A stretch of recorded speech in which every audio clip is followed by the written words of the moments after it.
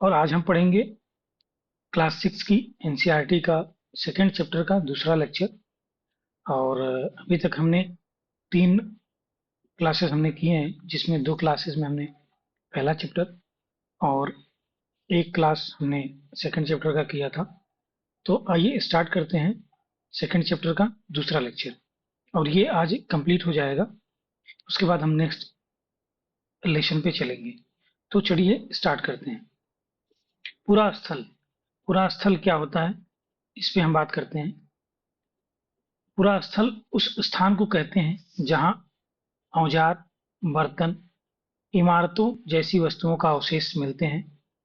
ऐसी वस्तुओं का निर्माण लोगों ने अपने काम के लिए किया था और बाद में वे उन्हें वहीं छोड़ के गए। अर्थात जैसे अवशेष रॉ मटेरियल के रूप में कहीं पे बिल्डिंग्स बनती हैं, तो वहां पे उसके टूटे फूटे हुए पार्ट वहां पे कभी नीचे मलबे में दबे हुए मिलते हैं, अगल बगल मिलते हैं, और इस तरह से मिलते हैं। समुद्र और नदी के तल में भी ये पाए जा सकते हैं।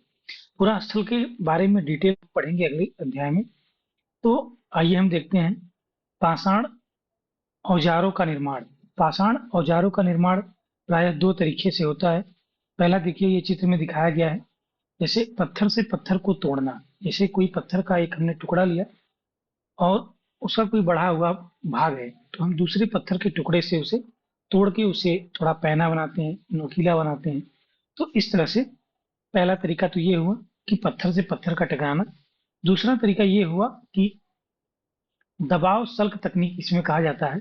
इसमें क्रोड को एक स्थिर सतह पर टिकाया जाता है और इस क्रोड पर हड्डी या पत्थर रखकर उसे हथौड़ी नुमा पत्थर से सल्क निकाल। जैसे आप कभी कभी देखे होंगे कि अगर कोई चीज नहीं टूट रही है तो उसमें हम क्या करते हैं, लकड़ी का गुटका डाल देते हैं, और वो ठंडी गर्मी वर्षा की परिवर्तन के फलस्वरूप उसमें वो बार बार वो लकड़ी का टुकड़ा फूल जाता है और फिर वो अपने नॉर्मल शेप में आ जाता है। इस तरह से वहां की चट्टानें चटक जाती हैं। तो ये एक दूसरा तरीका है जिसे दबाव शल्क तकनीकी कहते हैं। आग की खोज, आग की खोज के बारे में हम देखेंगे। मानचित्र नंबर 2 पे चलिए, वहां देखते हैं कि आग की खोज। कुरनूल की गुफा, आजकल ये कुरनूल की गुफा किस स्टेट में है इस पे हम बात करते हैं। तो देखिए, ये है कुरनूल की गुफाएं, जो आज कल ये आंध्र प्रदेश में पाया जाता है। और कुरनूल एक वहाँ पे डिस्ट्रिक्ट है जहाँ पे कुरनूल की गुफाएं पाई जाती हैं। तो इस तरह से आग की खोज के बारे में वहाँ पे कुरनूल डिस्ट्रिक्ट में उसके अवशेष मिलते हैं। राख के अवशेष मिले, इसका मतलब हुआ कि आरंभिक वहाँ पे राख के अवशेष मिले, इसका मतलब ये हुआ कि वहाँ पे लोगों ने आग, वहाँ के लोग आग जलाना सीख गए थे। ठीक है। और इसके इस्तेमाल के बारे में उन्हें पता था, जैसे प्रकाश के लिए, मांस पकाने के लिए और खतरनाक जानवरों को भगाने के लिए किया जाता था। चैप्टर खत्म होने के बाद हम उस डायग्राम मैप पे हम पूरी तरह से चर्चा करेंगे। तो आइए चलते हैं आगे। आज हम आग का उपयोग किस सिलसिले में करते हैं, इसके बारे में हम एक लिस्ट बना सकते हैं। बदलती जलवायु, लगभग 12,000 साल पहले दुनिया की जलवायु में बड़े बदलाव आए और गर्मी बढ़ने लगी। इसके परिणाम स्वरूप कई क्षेत्रों में घास वाले मैदान बनने लगे। इससे हिरण, बारहसिंगा, भेड़, बकरी, गाय, अर्थात ये क्या है, ये हमें शाकाहारी जानवर हैं। और इस तरह से ये शाखा ये शाकाहारी हैं। तो यहाँ से घास के मैदान का विकास हुआ और ये घास खाकर जिंदा रह सकते थे। और घास के मैदान डेवलप हुए तो इस तरह से इनकी संख्या बढ़ी। जो लोग जानवरों का शिकार करते थे वे उनके पीछे आए, और खाने पीने की आदतों और प्रजनन। देखो, लाइफ में 2 ही चीज बहुत ही महत्वपूर्ण है।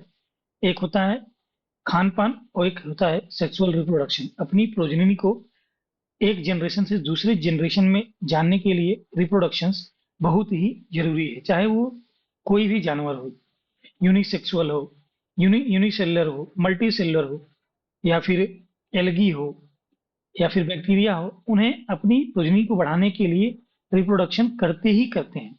तो इस पृथ्वी पे किसी भी एनिमल की सबसे बड़ी रिक्वायरमेंट है उसके लिए भोजन और प्रजनन अपनी प्रोजनी को एक जनरेशन से दूसरे जनरेशन में कैसे ले जाते हैं। तो इसकी जानकारी हासिल करने लगे, तब लोग इन जानवरों को पकड़कर अपनी जरूरत के अनुसार पालना शुरू किए, सोचने लगे कि हम पालतू जानवर भी रख सकते हैं। इस तरह से इसके साथ साथ उन्हीं समय के अंतराल मछली जो हुई वो भोजन का महत्वपूर्ण हिस्सा बन गई और आजकल भी वो बनी हुई है। इस तरह इस दौरान उपमहाद्वीप के भिन्न भिन्न इलाकों में गेहूं, जौ, धान जैसे अनाज प्राकृतिक रूप से अपने आप होने लगे थे। शायद महिलाओं, पुरुषों और बच्चों ने इन अनाजों को भोजन के लिए बटोरना शुरू किया होगा। मतलब ऐसे कुछ अवशेष मिले जिसमें कुछ अनाज के दाने भी मिले। तो इससे ये पता चला कि उस जमाने में इस तरह की खेती या अपने आप प्राकृतिक रूप से पेड़ पौधे पाए गए। ठीक है। और नाम और तिथियां ये क्या चीज हैं? आजकल क्या है, नाम और तिथियों का अगर आज के हम सिनेरियो में इसे ऐड करें तो लोग किसी भी पर्टिकुलर व्यक्ति का, किसी पर्टिकुलर जगह का एक नाम होता है और हर जगह का एक तिथि निर्धारित है, एक समय निर्धारित है। जैसे हम आप जन्म लेते हैं तो लोग उस तिथि को नोट करके रख लेते हैं और उसे बर्थडे के रूप में मनाया जाता है। उसी तरह से हर जो भी पुरातत्व विभाग ने जो भी चीज बड़े बड़े खोजे उन्हें एक क्लासिफाइड किया, तो वे आरंभिक काल को क्या कहे उसी तरह से किए।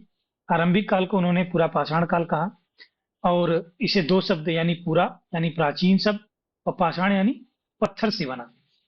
पूरा पाषाण काल का मतलब ये था कि उस जमाने में सबसे ज्यादा पत्थर से ही चीजें बनी मिली और वहां पे उस टाइम लोहे या फिर किसी भी आभूषण या सोने चांदी ताम्र इन सब का कोई आविष्कार नहीं हुआ था। तो मैक्सिमम पत्थरों के ही औजार बनाए जाते थे, इसलिए इसे पूरा पाषाण काल कहा गया। ये पूरा पाषाण काल जो था वो लगभग 20 लाख साल पहले 20 लाख साल पहले से लगभग 12,000 साल पहले तक ये माना जाता है। यानी पूरा पाषाण काल जो है वो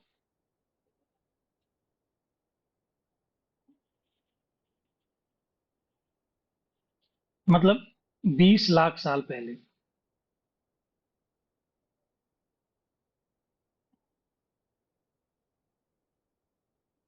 20 लाख से लेके 12,000 साल पहले तक पूरा पाषाण काल माना जाता है और इस काल को तीन विभागों में विभाजित किया गया। फिर इसे फर्दर डिवाइड किया गया तीन तरह से, एक आरंभिक, एक मध्य और एक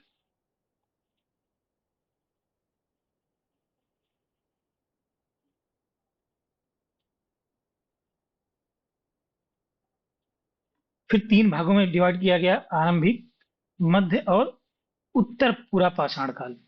मानव इतिहास की लगभग 99% कहानी इसी काल के दौरान घटी है। जिस तरह हमें पर्यावरणीय बदलाव देखने को मिलते हैं उसे जिस काल में हमें पर्यावरणीय बदलाव देखने को मिलते हैं उसे मेसोलिथ यानी मध्य पाषाण काल का युग कहते हैं। इस समय लगभग 12,000 साल से पहले से लेकर जो मीसोलिथ यानी मध्य पाषाण काल हुआ, पूरा पाषाण काल, मध्य पाषाण काल और उसके बाद माइक्रोलिथ। ठीक है। तो यहाँ पे जो मध्य पाषाण काल है वो 12,000 साल से लेके 10,000 साल तक माना जाता है। तो इस तरह से ये कैटेगराइज क्वेश्चंस आ सकते हैं। इस काल में पाषाण औजार आमतौर पे बहुत छोटे होते थे, इन्हें माइक्रोलिथ के नाम से जाना गया। प्राय इन औजारों में हड्डियों या लकड़ियों के मुट्ठे लगाए जाते थे। ठीक है। तो साथ ही साथ पूरा पाषाण युग वाले औजार भी इसके साथ प्रयोग में लाए गए। इस तरह से हमारे जो पीछे के जो युग थे उनका कैटेगराइजेशन कैसे किया गया। सबसे पहले पूरा पाषाण काल जो 20 लाख साल से लेके 12,000 साल तक हुआ, उसे हमने तीन भागों में डिवाइड किया, आरंभिक पूरा पाषाण काल, मध्य पूरा पाषाण काल और उत्तर पूरा पाषाण काल। मानव इतिहास लगभग 99% यहीं पे लगभग विकास हुआ। उसके बाद फिर हम देखते हैं 12,000 साल से लेके लगभग 10,000 साल तक इसे मध्य पाषाण काल यानी मेसोलिथ युग कहा गया और फिर इसे दो तरीके